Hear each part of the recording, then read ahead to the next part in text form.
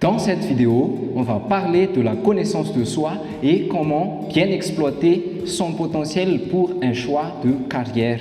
Aujourd'hui, notre invité est Danielle Larassa-Ferson, Tax Manager chez EY. Elle va nous partager son parcours, comment elle a fait pour gravir les échelons en partant d'assistant débutant à manager. Elle va aussi nous partager quelques petites astuces auxquelles vous pouvez vous inspirer. Je suis arrivée sur Terre en 86. Je suis arrivée dans une famille modeste. Un père assistant administratif d'université, une mère au foyer avec des petits boulots par-ci par-là. J'ai fait le lycée au collège technique mixte en Péflou pour 3 ans. Donc on a fait de la restauration, de l'hôtellerie avec un diplôme de brevet d'études professionnelles. À la fin de mes études, normalement, il devait y avoir à Madagascar un diplôme de bac professionnel en hôtellerie, mais ce n'était pas encore implanté, c'est comme l'histoire du LMT et tout ça. Donc, mon père m'a convaincue de faire des études de droit. J'étais un peu réticente parce que je ne voulais pas être magistrat, je ne voulais pas juger les gens et tout ça. Mais il a pu me convaincre. Donc, j'ai fait 6 ans à l'université d'Antananarivo. J'ai terminé en 2010 avec un diplôme d'études approfondies en droit des affaires. À la fin de mes études, j'ai fait une année dans une clinique juridique. Bon, il y a beaucoup de monde qui m'avait reproché ça, puisque déjà avec un diplôme de bac plus 6, pourquoi tu vas faire un travail de bac plus 2? Mais j'aimais bien ça, en fait, c'était surtout pour aider les gens, en fait. À la fin de l'année 2011, j'ai terminé auprès du clinique Chanorso. J'ai commencé mes aventures chez EY. Et depuis 2012 jusqu'à ce jour, je suis encore chez EY. J'ai commencé en fait chez EY en tant qu'assistant débutant. Puis à chaque année, il y a une évaluation. À la fin de chaque évaluation, on peut progresser pour monter à un niveau supérieur, où on obtient une promotion. Donc à la fin de l'année, j'ai progressé en assistant expérimenté, puis en une année en semi-senior, puis en senior 1, senior 2, puis je suis passée en promotion en assistant manager et cette année j'ai été promue en manager.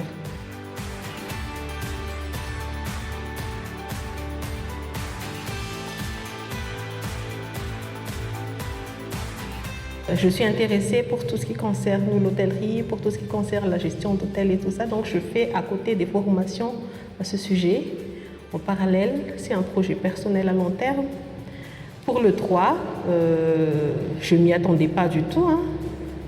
Même personne ne s'y attendait parce que déjà avec les mots de tête et tout ça, personne n'aurait cru que je pourrais étudier vraiment le droit avec les bouquins, les articles, les lois. Mais j'aimais bien. Une fois que j'y suis entrée, j'ai appris qu'il y avait beaucoup d'opportunités. En fait, tous les juristes ne sont pas forcément des magistrats. En fait, il y a beaucoup d'opportunités. Tu peux être conseiller dans un cabinet, tu peux travailler dans des sociétés, tu peux travailler dans une banque. Donc, il y a beaucoup d'opportunités qui s'ouvrent à toi. Et c'est vraiment ça, en fait, qui m'a motivée à aller de l'avant et à continuer. Et en faisant mes études, j'ai appris à vraiment voir le bon côté et vraiment mon amour pour le droit en fait. Donc moi je fais partie des personnes chanceuses qui fait un métier qui correspond vraiment à son cursus universitaire. Parce que même si EY est un cabinet d'audit fiscal et que nous à l'université il n'y a pas de spécialisation en droit fiscal, ça fait partie quand même du droit des affaires. Et moi, j'ai été diplômée en droit des affaires, donc je considère ça comme une bénédiction en fait, puisque si on regarde le nombre de personnes qui finissent leurs études et qui ne trouvent pas de travail approprié ou qui correspondent à leur diplôme, voilà, je suis tombée dans ce que j'aime et dans ce qui me convient.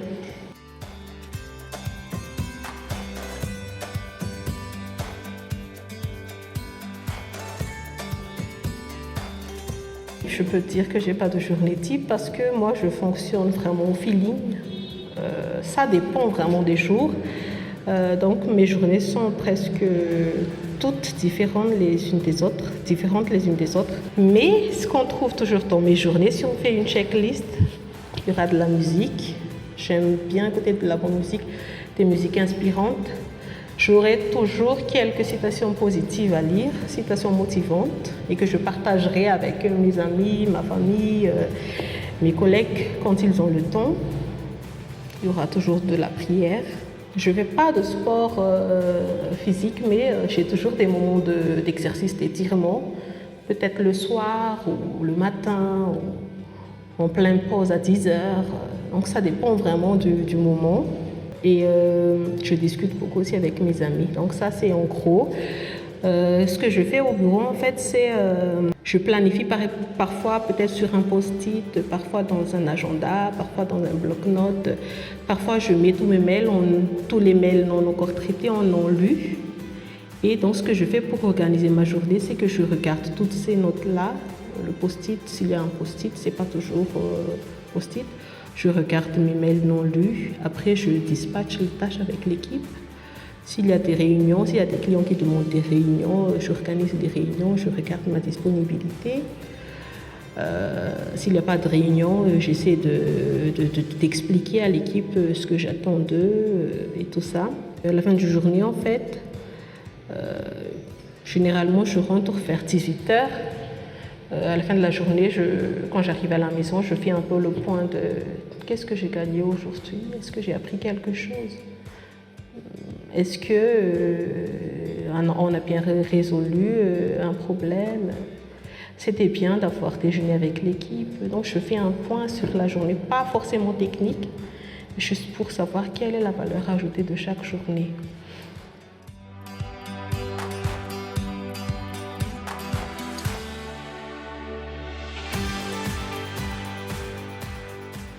Je pense qu'on ne peut pas avancer dans la vie sans challenge. Et je pense qu'il y en aura toujours jusqu'à la fin. Mais ce qui m'a le plus marqué, en fait, dans le personnel, c'est la perte de mon père. Je venais de commencer chez UI 3 mois.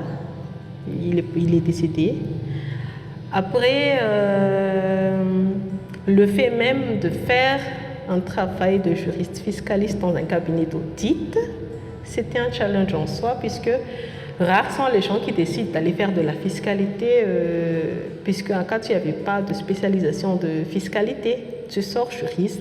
Ensuite, durant les années d'évolution, de progression, j'ai dû faire face à la gestion de clients difficiles qui ne comprennent pas du tout, en fait, que tu as tout donné avec l'équipe et tout ça, et qui te crient dessus au téléphone, qui t'envoient des mails, qui te mettent hors de toi. Donc ça, j'ai eu du mal à gérer ça, apprendre à gérer ça.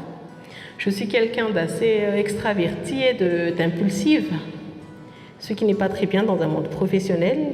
Donc j'ai fait quelques erreurs. Il y eut un temps où je réponds directement aux clients avec mes mots, mes pensées et tout ça. Mais avec le temps, donc, on apprend à gérer ça, on apprend à ne plus rien prendre personnellement. Donc il y a aussi ce côté-là de gérer en fait la vie personnelle et la vie privée. Tu as un problème à la maison, tu arrives au bureau, la tête à l'air, ou tu rentres à la maison, tu ramènes ton travail à la maison et tu n'as plus rien d'autre à faire. Donc ça, c'est tout un apprentissage et c'est pas évident. Ça ne s'acquiert pas du jour au lendemain, mais c'est vraiment un apprentissage petit à petit. Ce que j'ai fait en fait, c'est que quand je reçois un mail du client, je ne réponds pas tout de suite. Je vous dis, il y a eu un temps où j'ai vraiment pleuré pour des clients difficiles.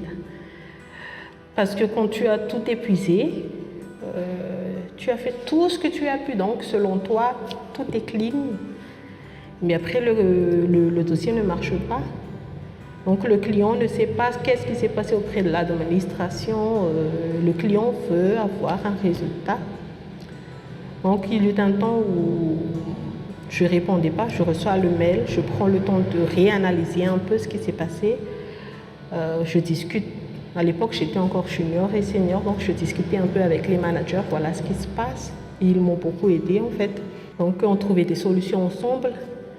Et c'est après qu'on revient vers le client avec la tête reposée, le recul et avec toutes les analyses à faire. Donc la plupart du temps, en fait, les clients se rendent compte que On a fait en fait ce qu'il fallait.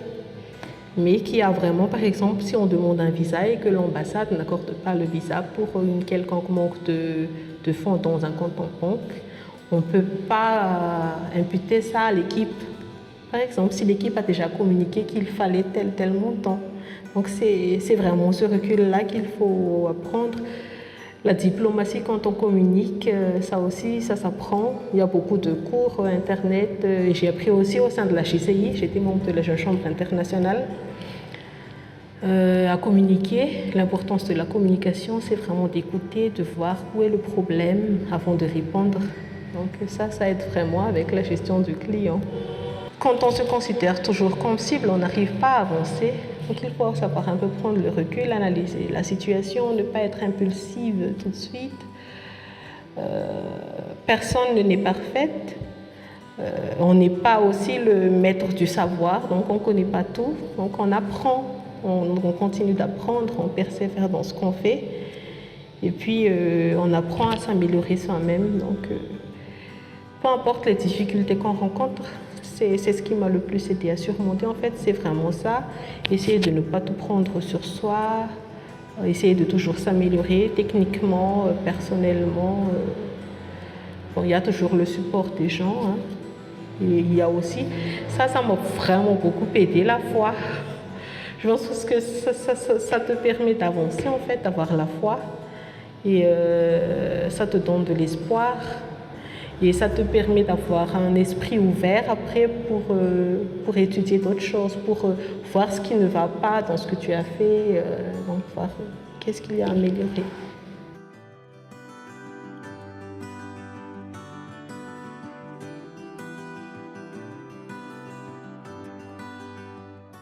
Le rôle du manager, en fait, c'est vraiment de coordonner toutes les missions avec l'équipe, de gérer l'équipe, d'anticiper un peu ce qui va se passer, de coacher les équipes. Ce qui est difficile en fait pour moi, c'est vraiment concilier comment dirais-je, la bienveillance et le besoin de rigueur. Donc il ne faut pas être trop mou, il ne faut pas être trop dur.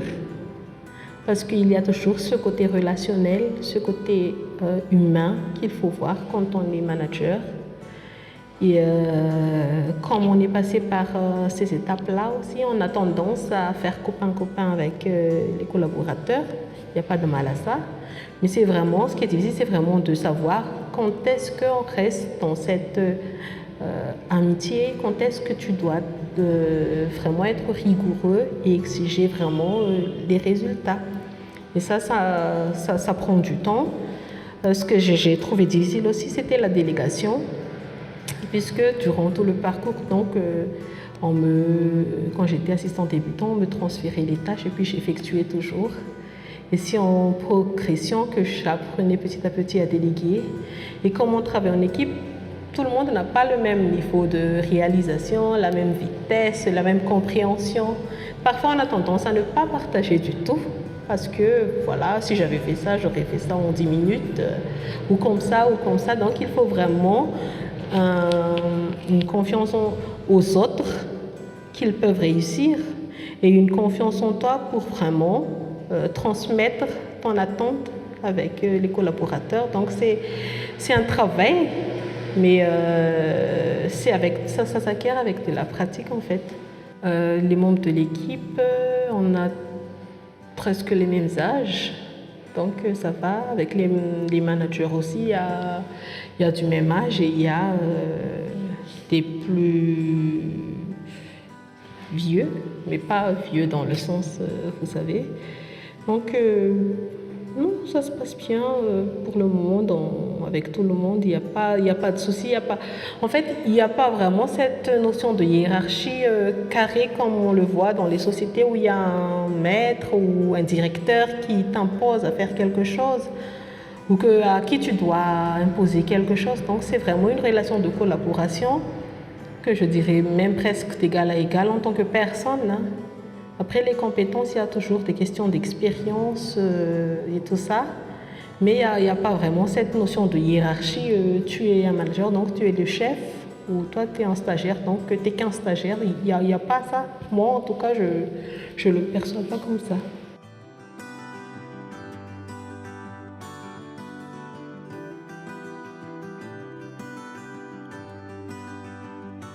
Quand on est manager, en fait, le rôle, c'est vraiment de superviser. Donc, par principe même de management, on délègue tout. Moi, je délègue plus parce que ça permet aux collaborateurs d'apprendre, d'avoir plus d'expérience. Si je garde tout chez moi, et ça, on est tous d'accord là-dessus, les autres ne vont pas apprendre. Mais l'important, c'est que tout le monde arrive à apprendre quelque chose et arrive à gérer. Si tu gardes tout, tu n'as pas le temps de tout faire et puis ça aura aussi un impact à la livraison de la mission. Donc je délègue vraiment pour partager, pour donner de l'opportunité d'expérience. Mais quand c'est très urgent, le client te demande là maintenant une réponse, je fais. Quand le collaborateur en charge d'un dossier est absent, quand ils sont déjà occupés, quand je vois que c'est rouge, ben, je ne vais plus insister pour déléguer. Donc ça dépend vraiment des circonstances. Par contre, ce que je n'ai pas encore, c'est vraiment cette délégation à tout va. Mais moi, ça dépend. En fait, c'est quand il y a une valeur ajoutée que l'équipe peut apporter, je délègue, mais quand je peux faire parce que ça ne me prend pas beaucoup de temps, que quand c'est urgent, donc je fais moi-même.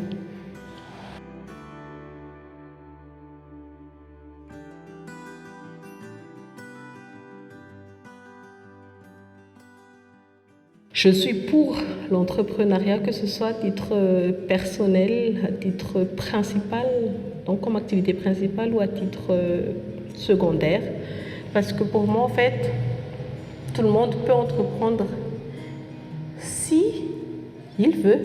Donc, le plus important, c'est est-ce que quelqu'un veut entreprendre ou pas toi entreprendre. Parce que pour moi, l'entrepreneuriat, c'est vraiment un choix personnel.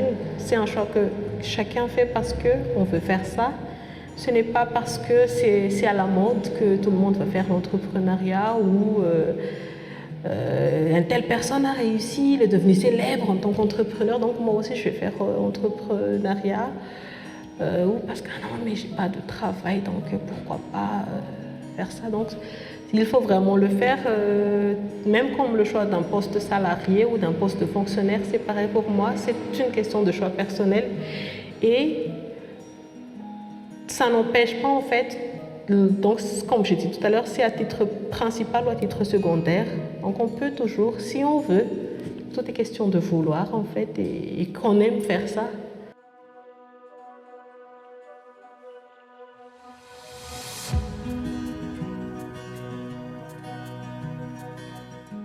J'aime beaucoup apprendre en fait.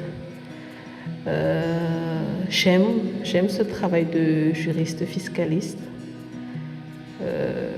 Comme je l'ai déjà un peu expliqué, en fait, j'ai aimé ça quand j'ai étudié le droit et j'aime faire ça, donc ça me motive. Mais c'est surtout en fait cet apprentissage continu, on fait toujours face à des challenges, on apprend diverses choses. Peut-être il y a des pratiques, par exemple, pour faire un conseil juridique. On lit le contexte, on demande des explications aux clients. Donc il y a un processus bien établi qui est peut-être parfois un peu routinière, mais à travers les thèmes traités, il y a beaucoup de diversité. On traite du fiscal, de l'investissement, du travail. Il y a des questions qu'on n'a pas étudiées du tout à l'école, mais qui arrivent en pratique. Et ça, c'est le challenge après de voir comment résoudre ce problème-là, puisqu'on regarde les textes, on n'arrive pas vraiment à voir dans les textes, mais ça peut être dans un autre. Donc, c'est toujours un travail intellectuel continu, et c'est ce qui me plaît en fait, d'être vraiment juriste fiscaliste chez EY aussi. Parce que, bon, on peut être juriste dans une société, mais peut-être, hein, ça dépend des gens. C'est routinier, tu revues les contrats et puis ça s'arrête là. Mais quand tu travailles dans un cabinet comme quand tu travailles avec beaucoup de monde de l'extérieur, avec plusieurs pays différents, ça t'ouvre un peu l'horizon, tu vois différents cas de figure que n'aurais pas pu trouver dans une société locale. Donc ça, c'est vraiment un apprentissage continu et un travail intellectuel. Je considère ça en fait comme enrichissement intellectuel. Donc c'est un investissement que j'aime.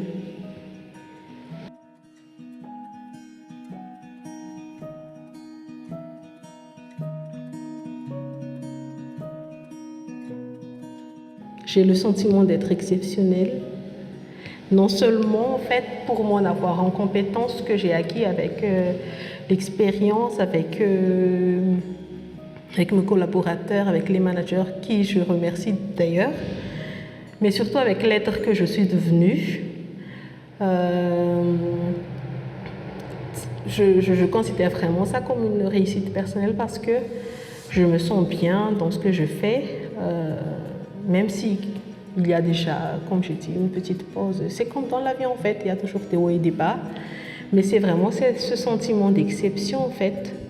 Ça te fait ressentir comme quelqu'un de complet, de serein en fait. Il y a des moments vraiment de stress. Il n'y a rien à dire là-dessus. Il y a des moments de pression. Mais par rapport à toi personnellement, donc, par rapport à ton ressenti, à ce que tu gagnes vraiment, c'est ça qui est ma satisfaction personnelle. Quand je rentre tous les soirs, je sens que j'ai grandi, que j'ai appris quelque chose, que je m'améliore en fait de jour en jour. Donc c'est vraiment cette satisfaction.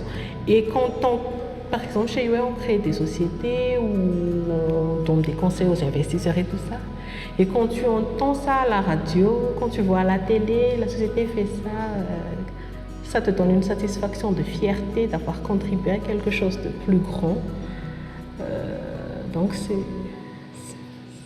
c'est ma satisfaction personnelle.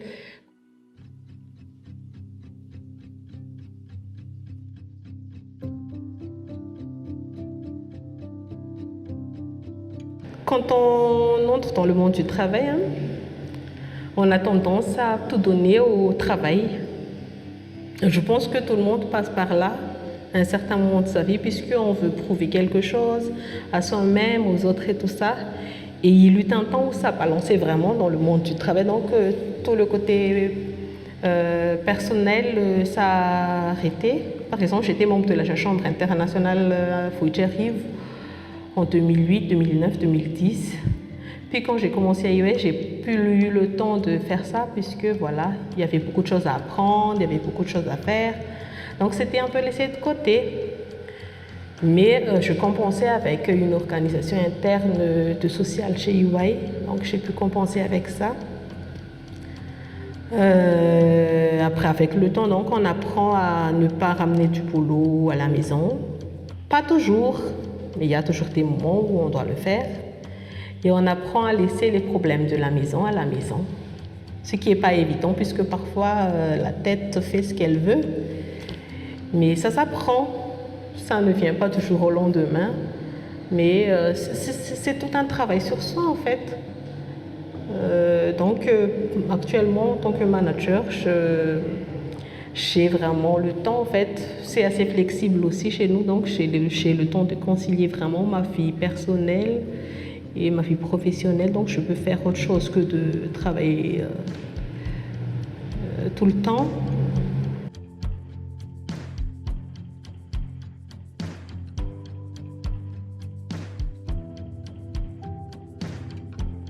Pour moi, en fait, le succès, c'est plutôt l'être qu'on devient, mais pas l'avoir. Je reviens toujours là-dessus. Pourquoi ? Parce que pour moi, le succès, c'est vraiment une victoire sur soi. C'est vraiment la paix intérieure, la sérénité, l'épanouissement personnel. Donc pour moi, quand tu atteins ce niveau-là, on peut dire que tu es quelqu'un qui a eu le succès. Après, le reste, la notoriété, la gloire, tout ce qui est matériel, c'est une simple manifestation en fait de ton succès, mais ce n'est pas le succès en soi. Donc pour moi, c'est vraiment ce que je suis devenue à chaque fois que je me relève après être tombée. Donc ça, pour moi, c'est le succès, c'est qui tu es en fait. Parfois, on a tendance à penser que non, un haut fonctionnaire de l'État a eu un succès qu'un petit vendeur d'épicerie. Donc, ce n'est pas une question d'emploi, être fonctionnaire, entrepreneur, salarié. Ce n'est pas non plus donc, une question de... Non, mais il a beaucoup voyagé, il a son voiture, 20 maisons. Donc, pour moi, ce n'est pas ça le succès. En fait, ça, c'est que la manifestation du succès qui dépend de chacun, mais c'est vraiment toi en tant que personne, qu'est-ce que tu es devenu?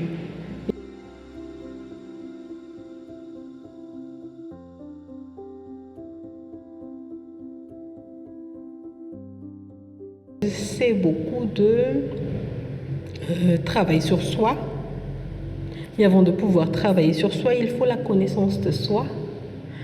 Il faut être motivé dans ce qu'on fait. Pour être motivé, il faut qu'on aime ce qu'on fait. Après, quand on aime ce qu'on fait, on travaille, on fait tout pour que ça aille bien et on persévère. J'ai quelques citations que j'aimerais partager en fait. Je le dis tout le temps. La première, c'est « Il n'y a pas de vent favorable à celui qui ne sait pas où il va ». C'est comme si on marchait sans direction. On peut arriver quelque part et on peut rater, on peut passer à côté de la plaque. Un slogan que j'ai entendu pour la première fois quand j'ai fait des cours pour le CEPE à l'Arcade.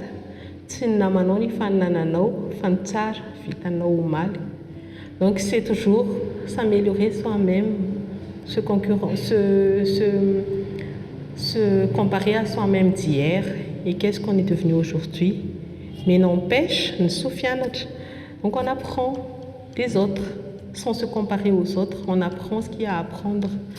Donc pour moi, ce sont les facteurs du succès.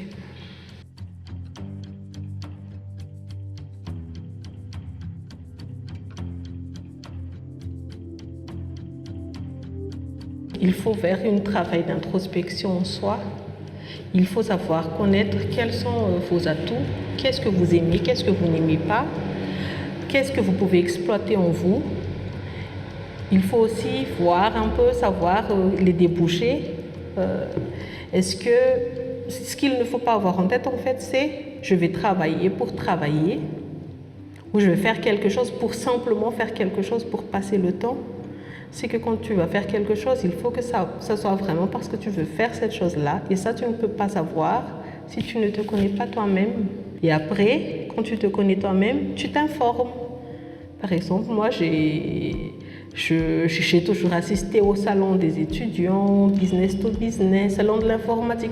En fait, il faut quand même avoir une base de comparaison. Il faut savoir, en fait, l'environnement dans lequel on vit, où est-ce qu'il y a des débouchés, si c'est vraiment trouver du travail qui est important pour toi, gagner de l'argent. Est-ce que tu aimes travailler avec les gens? Est-ce que tu aimes travailler un peu dans ton coin, un peu en recul? Donc, c'est ce qui est important. S'informer en fait, se connaître et s'informer pour pouvoir concilier donc ton besoin et les offres qu'il y a sur le marché.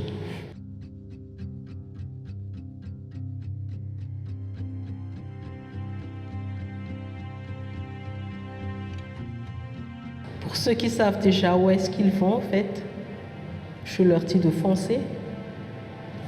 Franchir tous les obstacles, s'affranchir en fait des contraintes. Non, mais je veux faire ça, mais j'ai pas les moyens.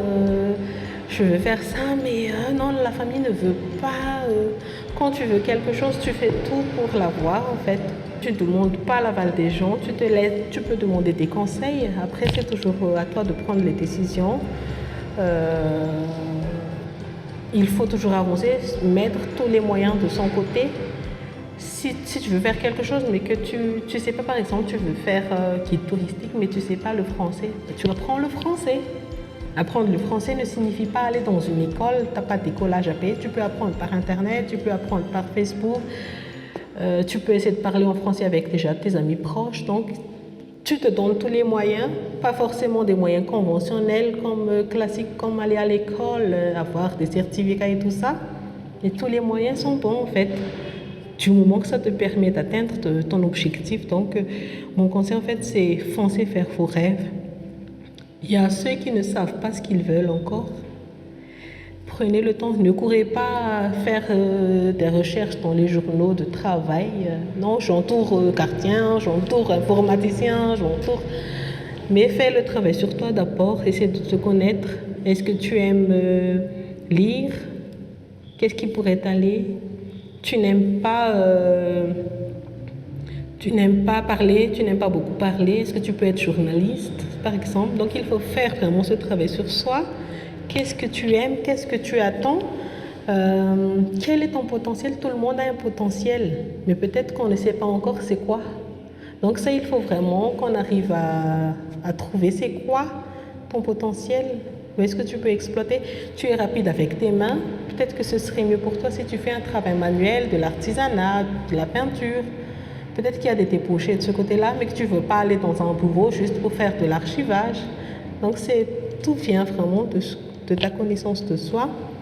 Après, quand tu te connais toi-même, tu t'informes, tu te cultives, tu vas chercher partout pour avoir un moyen de comparaison, pour savoir un peu si tu aimes ça, quelles sont les offres qu'il y a sur le marché. Si tu veux, il y a quelque chose qui n'existe pas encore, mais que toi tu veux faire, tu peux entreprendre, trouver de l'aide. Il y a beaucoup déjà de plateformes en fait qui existent à Madagascar pour l'entrepreneuriat. Donc si c'est vraiment ce que tu fais, après ton analyse de toi, tu peux aller. Donc ne pas rester dans son coin, rester à ruminer, non mais il n'y a pas de travail, mais toi tu ne sais même pas ce que toi tu veux faire, donc connais d'abord toi-même.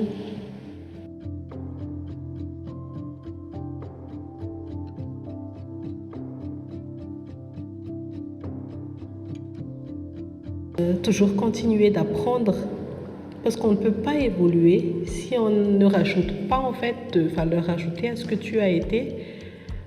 Donc c'est toujours continuer à apprendre, s'améliorer, voir le bon côté des choses, être positif, c'est vraiment très important. Quand on est négatif, on a tendance à se bloquer sur le problème et on n'arrive pas à évoluer. Donc il faut avoir cet esprit positif-là, savoir prendre le recul quand il le faut, pas toujours avancer jusqu'à tourner un poteau, mais savoir prendre un peu de recul pour revoir un peu où est l'axe d'amélioration. Peut-être que c'est le moment de revoir un peu ton plan de carrière parce que c'est vraiment possible. Il y a peut-être des gens qui ne savent ce qu'ils veulent faire qu'après 5 années de médecine. Donc il n'y a pas de souci à prendre un peu de recul pour revoir. En fait, ce qu'il ne faut pas faire, c'est toujours avancer sans savoir où est-ce qu'on va, mais il faut ces petits moments de recul, en fait, ça nous permet de mieux savoir notre rêve, où est-ce qu'on le place. Une phase de se laisser tomber. Mais tout le monde à mon âge travaille, donc moi aussi je dois travailler. Tout le monde à mon âge a déjà ça. Bon, on s'en fout, hein. Toi, qu'est-ce que tu veux? Donc c'est ce qui est important. Donc, si tu veux évoluer dans ta carrière, essaie toujours d'avoir une valeur ajoutée, améliorer ton expérience, pas seulement au travail. Nous, en fait, notre génération a de la chance parce qu'avec l'ère de la technologie, on accède à beaucoup de formations en ligne gratuites. Donc, moi personnellement, je ne vois pas comment on peut échouer en permanence. Parce que selon moi, il y a déjà tout un tas de moyens qui nous sont offerts. Après, c'est à nous de les prendre. Tu as un peu de temps libre, même 5 minutes, tu peux lire quelque chose, apprendre quelque chose de nouveau. Donc, par exemple, si tu ne connais rien en comptabilité, alors que tu travailles dans un cabinet d'audit, tu n'as pas aimé la matière à l'école, à l'université, parce que, bilan, passif et tout ça, mais tu prends le temps de lire un peu. Peut-être que tu aimes, tu peux mieux assimiler quand tu regardes une vidéo sur YouTube par rapport à ça, ou quand tu vois que c'est à forme de dessin animé ou de tableau animé. Donc, c'est comme ça qu'on apprend, et quand on apprend, donc on évolue. Donc et la promotion, l'augmentation de salaire, ça c'est accessoirement, ça vient avec. Corban œuvre dans tout ce qui est conseil RH, formation, coaching, mentoring des startups et externalisation de paix. Nous pouvons aussi vous aider dans l'élaboration de business models et de business plan. Si vous avez des projets de vidéo marketing, nous pouvons également vous offrir nos services.